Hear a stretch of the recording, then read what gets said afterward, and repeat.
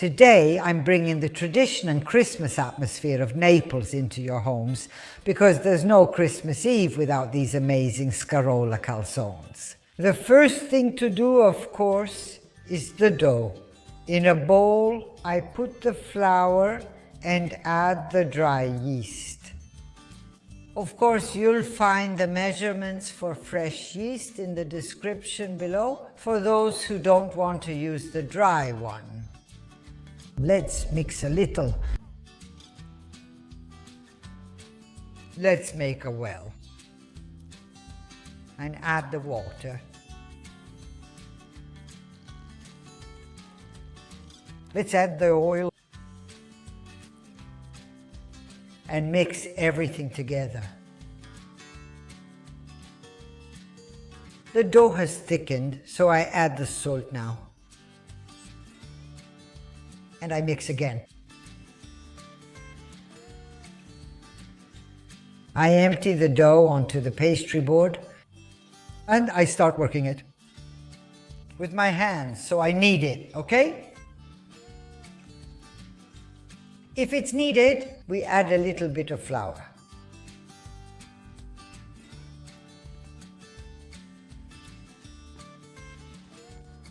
This is a dough. Quite manageable, right? It's soft, so you can easily work it by hand.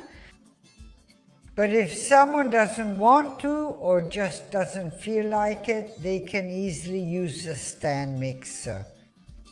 I didn't do it because it's nice to get your hands in the dough, right? Let's always help ourselves with a bit of flour and knead it for at least 5 or 6 minutes until this dough becomes a smooth and compact ball. See how nice it is? And here it is. After 5 minutes of kneading, the dough ball is ready. See how smooth it is? Let's make a few folds. Okay, we place it on the work surface and cover it with a bowl and let it rest for at least half an hour. The time needed for the rising to begin. The time has passed, the rising has started, and now I'm dividing this dough into equal parts to form small dough balls.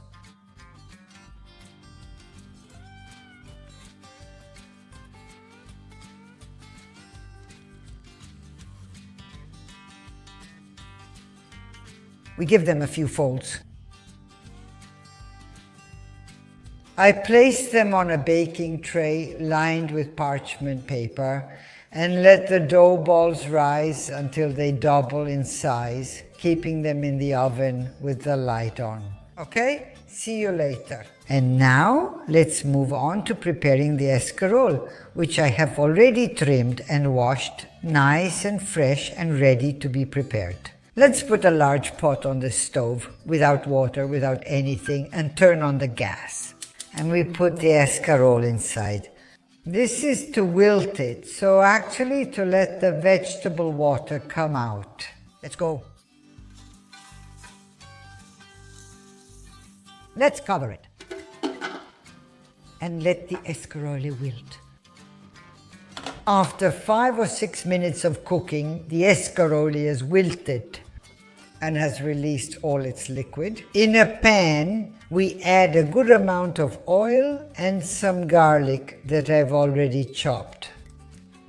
Capers, pitted Gaeta black olives, make sure they're pitted, and some anchovy fillets, whatever we have available.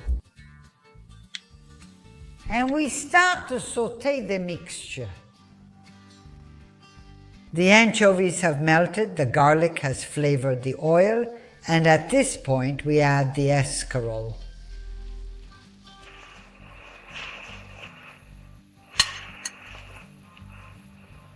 I add a pinch of salt, just a little mind you, because there are capers, which are obviously salty, so be careful. I only add a pinch of salt. Afterwards you taste it and see if it needs more or not, and also a bit of pepper. I mix a little and let everything absorb the flavors, covering it with a lid. This way, it will continue cooking. After 5 or 6 minutes of cooking, we continue to cook with the pot uncovered to let all the liquid released by the escarole be absorbed and evaporate. So we let it dry. The liquid has almost completely evaporated. Now we turn off the gas and let it cool down. And here they are. After about 2 hours of rising, the dough balls have risen a lot. Now all that's left is to roll them out and fill them. Let's place them on the work surface, adding a bit of flour. They're so soft and tender that you can practically roll them out with your hands, but you can also use a rolling pin. And now I'll show you how it's done. Let's gently roll it out and form a disc. Then we'll fill it with the escarole. Once it's filled, we close it like a little pouch and seal the edge well with the tines of a fork. And here it is, the calzone is ready. We'll set it aside and continue with all the others. Oh my, what a calzone. They're really generous.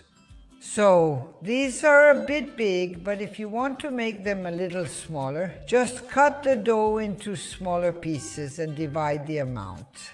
No, make 2 instead of 1.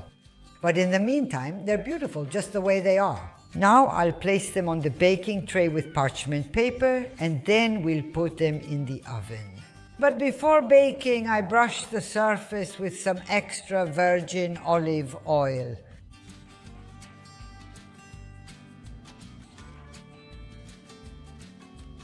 And now let's put them in the oven.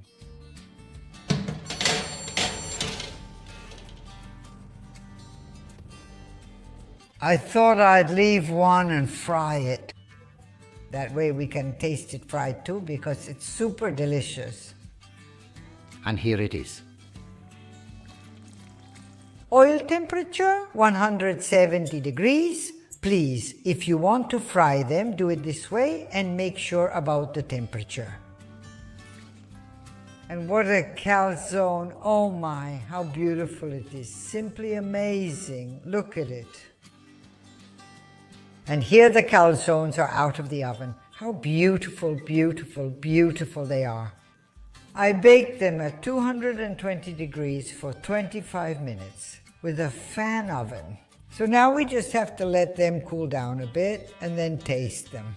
But which one? The baked one or the fried one? No.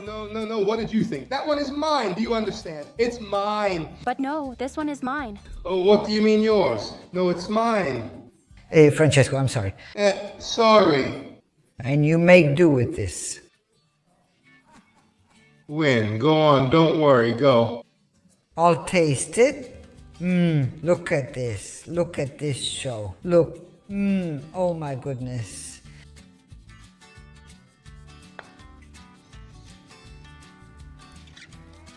Oh. Friends, and after this delicious taste, I say goodbye to you. Because there's no Christmas Eve without these amazing Escarole Calzones. Hey, ha ha. Very good. Sorry, but there's a...